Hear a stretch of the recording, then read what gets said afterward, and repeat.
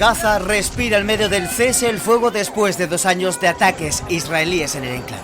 67.000 palestinos muertos, hambruna y devastación. Los palestinos experimentan una relativa calma. Muchos han podido reencontrarse con alguno de sus familiares que hasta hace unos días estaban detenidos en Israel. Veremos cómo se vive esta primera etapa del plan de Donald Trump para Gaza entre la esperanza y la incertidumbre. ¿Qué tal? ¿Cómo estás? ¿Cómo están? Comenzamos las noticias de hoy. TF Noticias con Facundo Orellana.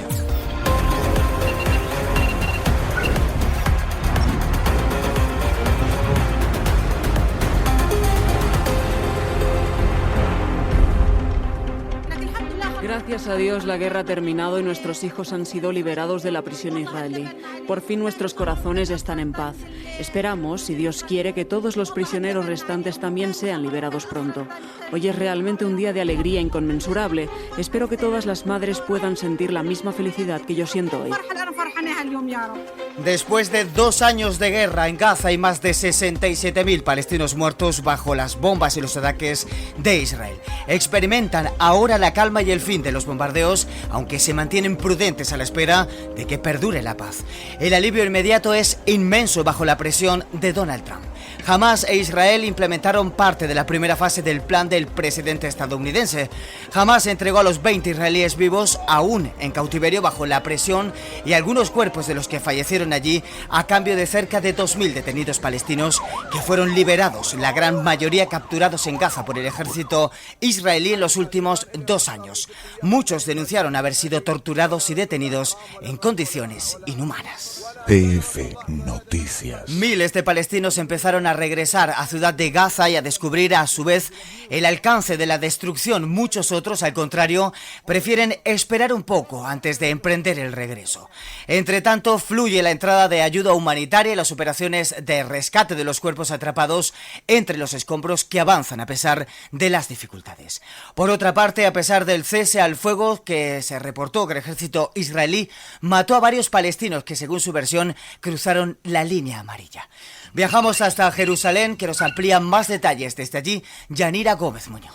Estos primeros días de fase 1 del acuerdo han oscilado entre el alivio, la expectativa y el desafío de aplicar lo pactado. Pese al alto el fuego, se han registrado vulneraciones. Israel ha matado a varios palestinos en zonas como Ciudad de Gaza y Han Yunis. El ejército abrió fuego porque, dice, habían ido más allá de la línea de repliegue establecida en el trato, pero desde la franja detallan que eran civiles que intentaban ver el estado de sus casas. La salida parcial de tropas también ha dado paso a enfrentamientos entre miembros de Hamás y clanes armados, a los que el grupo acusa de ser cómplices de Israel. Si bien algunos han recibido su apoyo, Hamás usó este argumento para ejecutar en público a varios hombres. Sobre la ayuda ha aumentado, pero el flujo de camiones sigue lejos de los 600 diarios. La ONU exige a Israel abrir más cruces y agilizar inspecciones para que la asistencia sea masiva, pero Israel ha hecho de nuevo uso de la ayuda como arma de castigo en el proceso de entrega de los rehenes fallecidos. Y es que la atención ha estado puesta en estas liberaciones de rehenes israelíes por prisioneros palestinos que han dado imágenes de alegría y llanto, pero de formas opuestas. La plaza de los rehenes de Tel Aviv se llenó de ciudadanos siguiendo el reencuentro de los 20 secuestrados con sus familias y de vítores a Trump, al que aquí se ha elevado a la categoría de rey de Israel. La felicidad, eso sí, no es completa porque esperan a todos los cautivos fallecidos. Israel denuncia la demora como una violación del acuerdo, pero el texto que firmó contempla lo difícil que es, en medio de la destrucción, hallar todos los restos y Cruz Roja advierte que puede llevar mucho tiempo. En respuesta, Israel está demorando la entrega de cuerpos de fallecidos gazatíes que tienen su poder y estaban en el trato. Los palestinos recibieron con emoción a más de 1.900 presos, la mayoría tenían signos de maltrato y tortura. 1.718 fueron detenidos por Israel en Gaza y al volver la vieron devastada, con hospitales que no pueden darles plena atención y algunos se enteraron de la muerte de seres queridos. Era la periodista Yanira Gómez Muñoz desde Jerusalén. Vamos ahora a Egipto, donde se llevó a cabo una cumbre internacional presidida por Abdel Fattah al-Sisi y Donald Trump para celebrar el llamado Plan de Paz para Medio Oriente que financió parte de la guerra en Gaza. Se presenta ahora como el artífice de la paz y la estabilidad en la región. Así lo han reconocido líderes europeos como Emmanuel Macron o Pedro Sánchez y representantes de países árabes y musulmanes como Qatar, Arabia Saudita, Jordania, Turquía e incluso incluso Mahmoud Abbas, de la Autoridad Palestina. Sin embargo, Hamás e Israel fueron los grandes ausentes de la cita. En el plan de Trump, la cuestión de la ocupación ilegal de los territorios palestinos por parte de Israel y el derecho del pueblo palestino a su autodeterminación quedaron fuera. Además, permanecen muchas incógnitas sobre la retirada del ejército israelí, el desarme de Hamás o la composición de la Fuerza Internacional de Estabilización. Para analizar el tema viajamos hasta Perú y conectamos con Farid Hamad, experto en relaciones internacionales y Medio Oriente. Farid, primero le pregunto, ¿qué desafíos ve usted en el horizonte para el plan de Trump y qué líneas deberían de preocuparnos? Las preocupaciones son obvias a partir de las declaraciones de las partes. Netanyahu no ha dicho nunca explícitamente que esto constituye el fin de la guerra. Más aún, ha dicho que si Hamás no cumple lo establecido en el plan de Trump, podría reiniciarse la guerra. Segundo, Netanyahu ha dicho explícitamente, en contra de lo que sí sostiene el plan, de que este no implica un retiro total de Israel de Gaza. Y tercero, Netanyahu ha dicho explícitamente, cosa que contempla como posibilidad el plan, que él no aceptaría nunca la creación de un Estado palestino. Bajo esas condiciones, si se mantienen, obviamente, no hay solución posible. En el caso de Hamás, Hamás sí acepta no participar de un eventual gobierno de Gaza, y curioso, en el plan no se menciona para nada Cisjordania. Los territorios palestinos ocupados según el derecho internacional son Gaza, Cisjordania y Jerusalén Oriental. Ni Jerusalén Oriental ni Cisjordania merecen mención alguna, todos en torno a Gaza. Y claro, Hamás acepta no gobernar Gaza porque las encuestas, por lo menos las que ha dado a conocer Saime Abu Daka, un encuestador palestino, indican que la gente no quiere a Hamás en el gobierno, ni en Gaza, ni en Cisjordania o Jerusalén Oriental.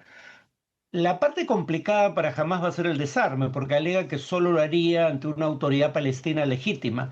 Y esa autoridad palestina legítima no está contemplada, por lo menos, como posibilidad en una primera etapa de implementación de lo acordado. Farid, ¿tiene algún margen la población palestina para decidir su propio futuro?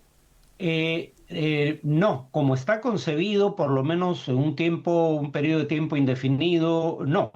De hecho, se habla de un gobierno tecnocrático palestino que sea político. Eso es una contradicción en los términos. Gobernar es la actividad política por antonomasia.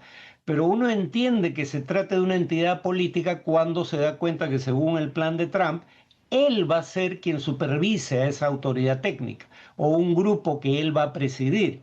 O sea, no serán los palestinos los que se autogobiernen, como si ese no fuera el kit de la cuestión. O sea, los palestinos ni son ciudadanos de Israel, que no les concede ciudadanía pese a controlar su territorio, ni se les permite tener un Estado propio. Ese es el fondo de la cuestión que aquí se ignora. Se dice la Autoridad Nacional Palestina, cuando se reforme, podría tener un papel en el gobierno de Gaza, pero no se plantea de manera explícita que hay un gobierno representativo elegido por la población civil palestina en Gaza o en Cisjordania. ¿Y cómo ve usted el respaldo de los países árabes de esta firma en Egipto? Entienden que la relación con Estados Unidos va a depender de la relación que tengan con Trump. Así de frágil es su ego.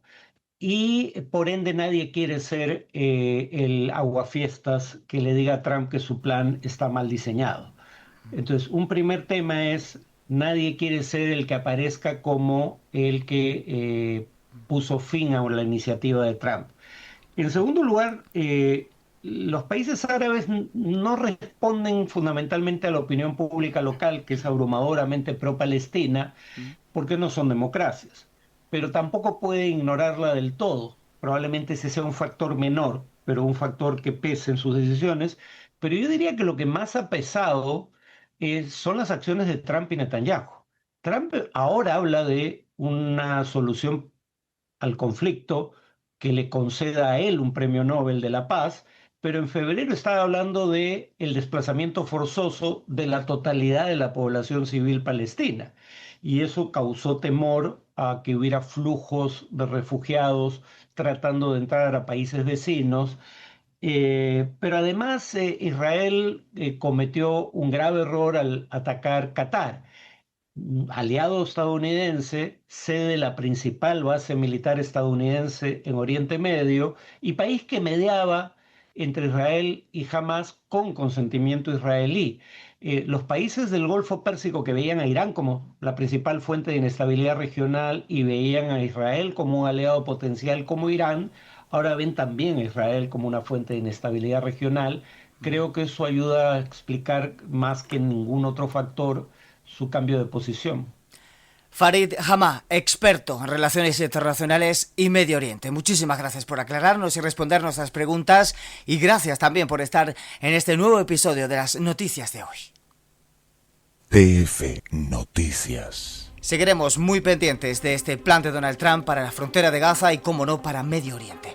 Sigan pendientes a más información en próximos boletines informativos. Y como siempre les digo y les diré, gracias por estar.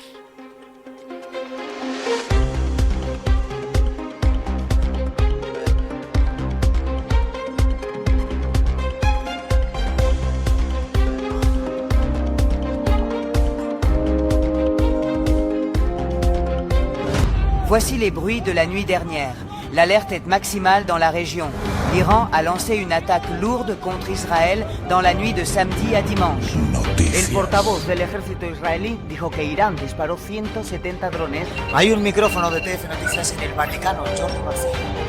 Sí, estamos esperando la salida del Papa a la logia. Es domingo 14 de abril y en el mundo han ocurrido... Voilà pour cette compilation compacte des titres les plus intéressants de ces dernières heures. Et nous vous tiendrons au courant de l'évolution de la situation dans les prochains bulletins Y hasta aquí d'information. este compacto de los titulares más interesantes. Esto es TF Noticias y seguiremos pendientes a más información en próximos boletines informativos.